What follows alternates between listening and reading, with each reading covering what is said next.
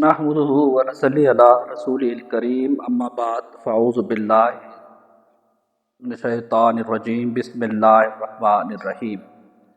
ہم صیغے بنانا سیکھ رہے تھے اور ہم نے سب سے پہلے انتخاب کیا فعل ماضی کا، اور ہم نے کہا کہ فعل ماضی کے 3 اوزان ہیں جس سے ہم شناخت کر لیتے ہیں کہ یہ جو صیغہ ہے یہ فعل ماضی کا ہے، وہ ہے فعلا، فعلا اور فعولا، 3 وزن ہیں۔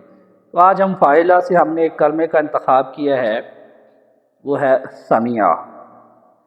ہم نے یہ کہا تھا کہ فعل کے ساتھ جب فاعل ملتا ہے اور اس کے بدلنے سے صیغے بدلتے ہیں، فاعل ملتا ہے تو ایک صیغہ بنتا ہے کسی گردان کا۔ تو فاعل کے لیے ہم نے یہ کہا کہ جو ضمائر استعمال ہوتی ہیں وہ ہیں مرفوع متصل، اور یہ جو ضمائر ہوتی ہیں یہ واحد، تثنیہ، جمع اور مذکر مؤنث اور مخاطب، غائب اور متکلم، ان مختلف حالتوں میں بول سکتی ہیں۔ ضمائر مرفوع متصل کے حوالے سے ہم جو پڑھیں گے، سب سے پہلے کہ ضمائر مرفوع متصل جو استعمال ہوتی ہیں مذکر غائب میں، تثنیہ کے لیے الف اور جمع کے لیے واو۔ تو سمیع کے ساتھ جب ہم مرفوع متصل ضمیر الف لگاتے ہیں جو کہ تثنیہ کی ہے، مذکر غائب کی ہے، تو یہ بن جاتا ہے سمیع۔ تو سمیع کا مطلب اس نے سنا، سمیع ان دو نے سنا، اور جب اس کے ساتھ ہم واو ضمیر مرفوع متصل جمع کے لگاتے ہیں تو سمیع بن جاتا ہے سمیع۔ پھر جب ہم مؤنث بناتے ہیں، مؤنث کے صیغے بنا رہے ہوتے ہیں، تو سب سے پہلے ہمیں اس فعل کو مؤنث میں لے جانا ہوتا ہے، تو اس کے لیے استعمال کیا جاتا ہے تائے تانیث۔ تو سمیع کے ساتھ ہم نے تائے تانیث لگائی تو بن گیا سمیعت، اور پھر اس کے بعد ہم نے اس کے ساتھ مرفوع متصل ضمیر الف تثنیہ کی لگاتے ہیں تو بن جاتا ہے سمیعتا، اور اس کے لیے جمع کی مرفوع متصل ضمیر استعمال ہوتی ہے مؤنث غائب میں، وہ ہے نون نسوہ، تو یہ بن جاتا ہے سمیع سے سمعنا، سمیع سے سمعنا۔ اس کے بعد اب ہم پڑھیں گے ضمیر مرفوع متصل جو کہ مذکر مخاطب میں استعمال ہوتی ہیں، وہ 3 ہیں۔ واحد کے لیے تا، تثنیہ کے لیے تما اور جمع کے لیے تم۔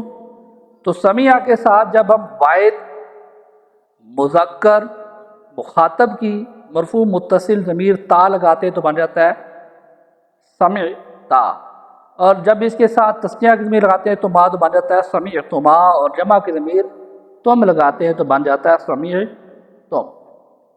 اور اسی طرح جب مؤنث مخاطب اس کی ضمیر مرفوع متصل جو ہمارے پاس واحد کی آتی ہے تی، تثنیہ کے لیے تما اور جمع کے لیے تنا، تو سمیع کے ساتھ واحد کی ضمیر لگاتے ہیں تی تو بن جاتا ہے سمیعتی، اور تثنیہ کی تما تو سمیعتما، اور جمع کی تنا لگاتے ہیں تو بن جاتا ہے سمیعتنا۔